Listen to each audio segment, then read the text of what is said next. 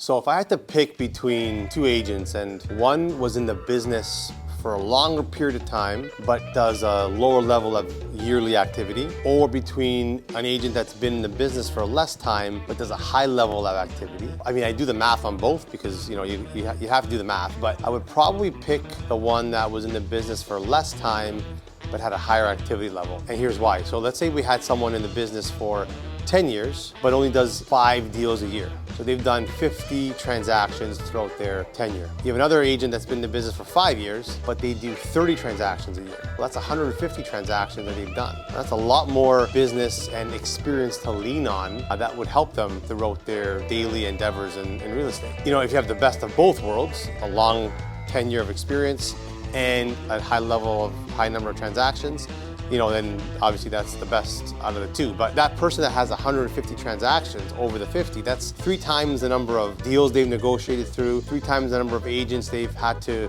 negotiate with, 3 times the number of properties that they've seen, right? 3 times the number of issues they've encountered, right? That they've had to work through. Even though there is merit to time in the business, I think there is more merit that should go towards activity level, because that person would also probably be more current because they would have dealt with things, more transactions in the current market. So out of the two, I think I'd pick a higher level of activity over a higher number of years in the business. But again, if you got both, that's the best of both worlds. And if you're new, don't get too worried because you can catch up by just doing more business and more deals.